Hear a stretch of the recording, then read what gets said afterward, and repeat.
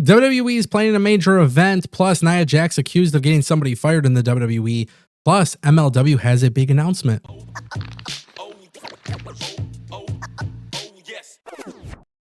Welcome back to TAS, ladies and gentlemen. Let's kick things off with MLW's announcement. They have announced Battle Riot is coming to Los Angeles April 5th. They dropped a press release.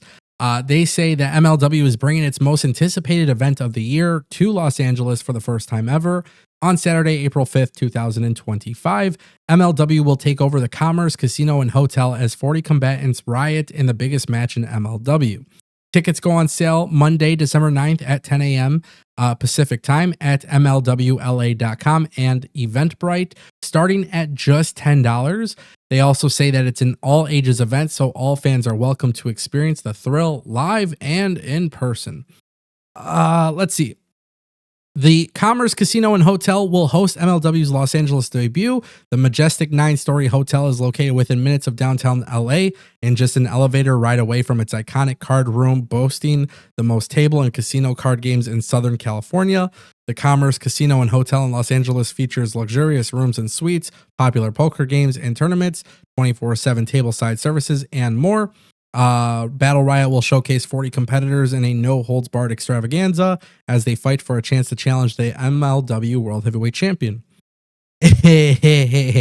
Yeah, they're saying that we should expect surprises, legends, and jaw-dropping moments as the best from MLW, CMLL, and New Japan Pro Wrestling collide to secure a title shot anytime, anywhere. Eliminations occur by pinfall submission, by tossing competitors over the top rope, and anything can happen.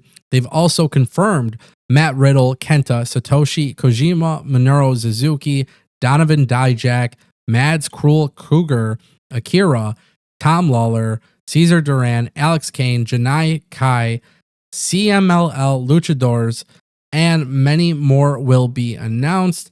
They will be rolling out the trucks because this will be a premium live special. And really, my big takeaway from this is two things. One, it's pretty cool that it's $10 tickets, or the tickets start at $10 because that's relatively inexpensive. But just a couple things you guys need to know. I have never heard of this venue before. The Commerce Casino and Hotel in Commerce, California has a maximum capacity of 1,432 guests for events. So they have a ballroom, which seats 1,100 theater style, 840 banquet, or 550 classroom. The Diamond Room seats 100 auditorium, 60 classroom, or 36 U-shape. I don't even know what that means. The total meeting room capacity is 1,310, and the largest capacity possible is 1,432. So this is a very interesting thing because it's not that big of a venue and tickets are relatively inexpensive, but it's pretty cool to see MLW get outside of its comfort zone. Obviously, in a situation like this is a pretty big deal for them. We'll see what kind of surprises they have. You never know. But Battle Riot last year was actually pretty fun. So hopefully next year will be the same. Let's turn our attention to Nia Jax. That's right, guys. Jonathan Coachman just did a podcast. He was on Behind the Turnbuckle, the Last Word podcast. And he was speaking with Raphael. And basically he was alleging that women's champion Nia Jax actually advocated against him and pushed Renee Paquette to replace him on the announce team. He says she hates me. When I left ESPN and I came back, I told Vince McMahon I've got 4 golf events that I have already on my schedule I didn't want to miss. In my first 10 years in the WWE, I missed 1 Monday night. So now I come back 10 years later and tell Vince I'm missing 4 events in that calendar year. How do you think that went over? He said, no problem, coach. We got you. Well, he had me until the second missed event, and he's like, this is some bullshit. And I was like, I told you. So they started filing in, and then I remember they put Renee Paquette in my spot. Nobody liked the fact that they brought me back. They were, for whatever reason, I'm not going to use the jealous word. It is what it is. But Nia Jax led the charge of Renee in coach's spot. She didn't like me for whatever reason. I had no issues with Renee. I think Renee is terrific. Keep in mind, Jonathan Coachman has also been relatively critical of Nia Jax's past performances in the WWE and offered his critique of her performance in the Survivor Series War Games match, which makes me believe that this story is a little funky. Now, with that being said, Nia Jax, I never really hear of any drama surrounding Nia Jax, but you do hear of some random stories like this where people are talking some shit. And it's actually really unfortunate that stuff like this happens because, well, quite frankly, you don't want people gossiping and trying to paint a negative picture on somebody where it may not be deserved. Now, as far as Jonathan Coachman goes, I do feel like he's been relatively outspoken about his second run in the WWE. I always liked him on commentary, to be honest. I really did.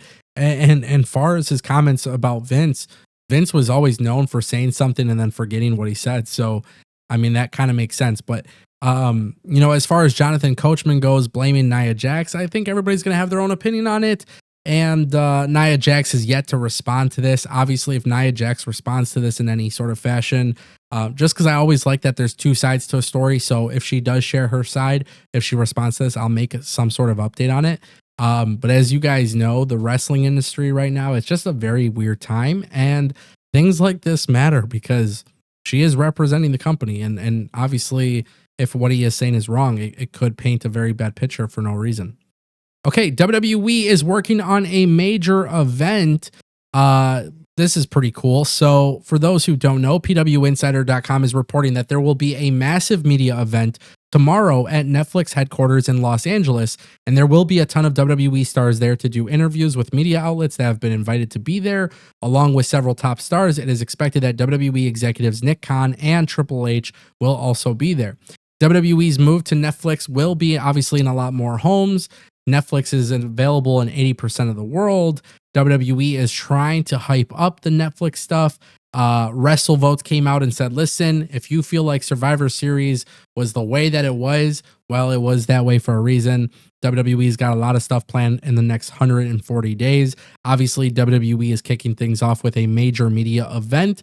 I think we'll have a better understanding of how WWE will operate with Netflix. I think we'll have a better understanding of what their partnership and what their relationship is like. But also, I think it's good to see that WWE is hyping this up for a variety of reasons. The biggest reason is actually because of the fact that WWE right now has some serious momentum from a back office business perspective. The money's coming in, viewership is great, a lot of things are going their way.